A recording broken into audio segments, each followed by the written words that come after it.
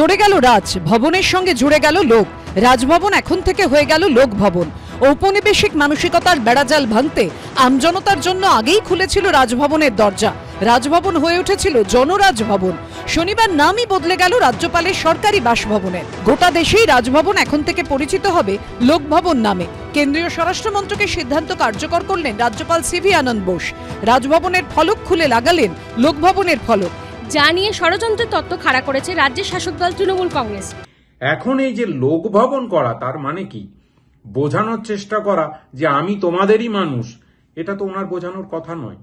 কেন্দ্র সরকারের হয়ে আসলে বিজেপির হয়ে কাজ করার চেষ্টা করছেন। এই বিষয়টা অত্যন্ত নিন্দাজনক। মূল কথা হচ্ছে নির্বাচনের আগে একদিকে নির্বাচিত সরকার আর আরেকদিকে রাজ্যপালকে দিয়ে প্যারালাল ক্ষমতার কেন্দ্র বানিয়ে সেখান থেকে ক্ষমতা পরিচালনা করা, তার মানে কিন্তু সংবিধানকে ধ্বংস করা হয়। বাংলার মানুষ তাদেরকে পরিত্যাগ করেছে রাজনৈতিকভাবে, তা সত্ত্বেও তাদের ক্ষমতায় থাকা অন্যভাবে রাজ্যপালকে কাজে লাগিয়ে, ওই আসনটাকে কাজে লাগিয়ে, এটা অত্যন্ত নিন্দাজনক এবং ভয়ঙ্কর একটা কাজ। বিষ্ণুর লিঙ্গ পরিবর্তন করে দিল, রবীন্দ্রনাথের ভাষার পরিবর্তন করে দিল, হ্যাঁ, শুভেচ্ছা এবং অভিনন্দনকে জুড়ে শুভনন্দন করে দিল। হ্যাঁ, এইসব কথা ওই যে কি বললো সত্যজিৎ রায় ধরনী করে দিল। তার হঠাৎ মনে হয়েছে লোকভবন করে দিলে হ্যাঁ বোধহয় এটা প্যারালাল সমান্তরাল ব্যবস্থা। আরে সমান্তরাল ব্যবস্থা হোক না হোক, তুমি তো আর 6 মাস, তো সমান্তরাল হোক ভার্টিক্যাল হোক, তোমার কি গেল এলো? বিজেপির হয়ে রাজ্যপাল যদি কাজ করতেন তাহলে মুখ্যমন্ত্রী আজকে মুখ্যমন্ত্রী থাকতেন না। রাজ্যপালের দফতর থেকে শনিবার নাম বদল সংক্রান্ত বিজ্ঞপ্তি জারি করা হয়, যেখানে বলা হয়েছে 2023 সালের 27শে মার্চ দেশের রাষ্ট্রপতি দ্রৌপদী মুর্মু রাজ্যপালের অনুরোধে তৎকালীন রাজভবনের প্রতীকী চাবি মুখ্যমন্ত্রী মমতা বন্দ্যোপাধ্যায়ের হাতে তুলে দিয়েছিলেন। সেটা ছিল জনরাজ ভবনের নতুন যুগের সূচনা। 25শে নভেম্বর কেন্দ্রীয় স্বরাষ্ট্র মন্ত্রকের সবুজ সংকেত আসার পর সেই রাজভবনের নাম এখন থেকে করা হলো লোকভবন। রাজ্যপালের দপ্তর সূত্রে খবর, কলকাতা, দার্জিলিং ও ব্যারাকপুর সব জায়গাতেই এখন থেকে এই নাম চালু হবে। বিজ্ঞপ্তি জারির পাশাপাশি রাজ্যপাল নিজেই ভবনের আগের 3 অক্ষর রাজ খুলে ফেলেন, তারপর সেই জায়গায় নতুন 3টি অক্ষর লোক লাগিয়ে দেন। Rajbhavan should not remain in Ivory Tower. People should have access to the Rajbhavan. Now it is decided by the government of India that all Rajbhavans will follow suit and will be called Lok Bhavans. Accordingly, from today onwards, the official designation of this building, this edifice, will be Lok Bhavan. রাজ্যপালের দপ্তর সূত্রে খবর, কয়েক মাস আগে দিল্লিতে রাজ্যপালদের সম্মেলনে বিষয়টি তোলেন সিভি আনন্দ বোস। পরে এই নিয়ে আবেদনও করেন রাজ্যপাল। রাষ্ট্রপতি সেই আবেদন মঞ্জুর করার পরই সবুজ সংকেত দিয়েছে কেন্দ্রীয় স্বরাষ্ট্র মন্ত্রক। এরপর বাংলা থেকেই শুরু হলো রাজভবনের নাম বদল।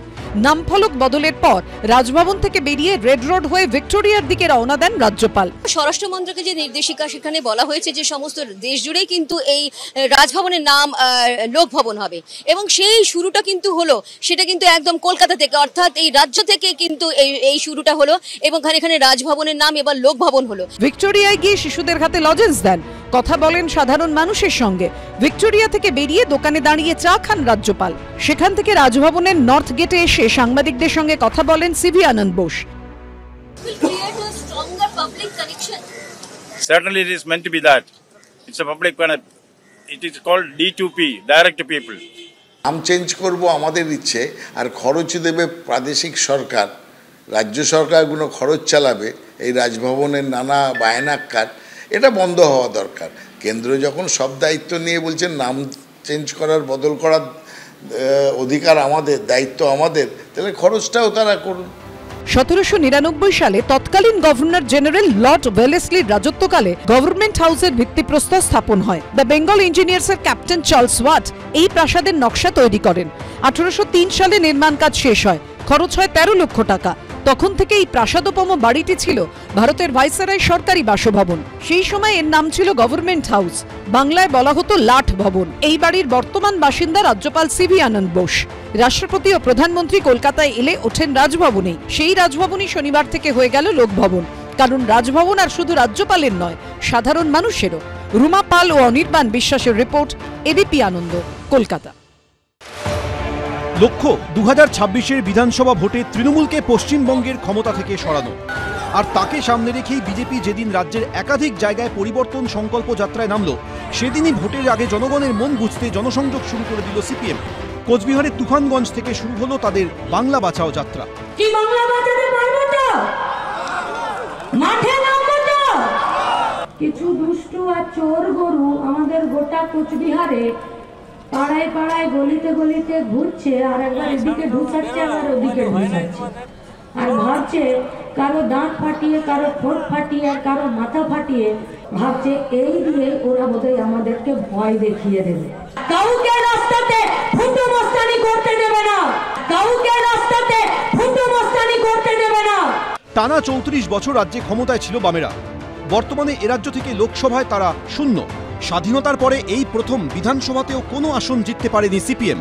আশার আলো বলতে এটুকুই যে 2024-এর লোকসভা ভোটের ফল অনুযায়ী রাজ্যের একটিমাত্র আসনে এগিয়ে রয়েছে তারা।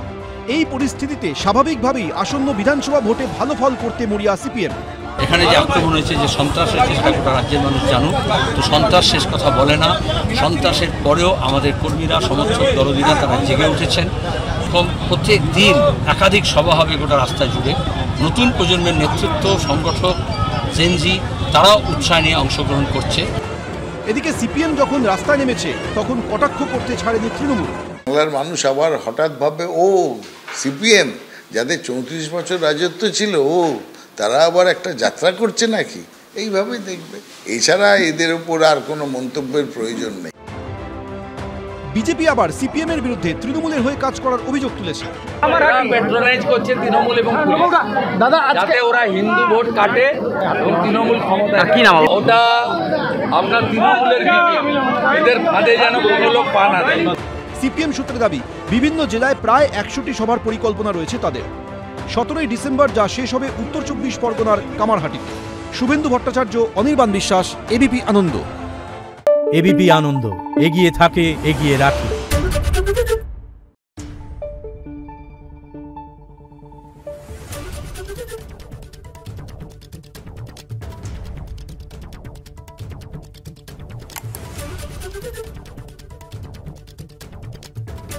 Thank you.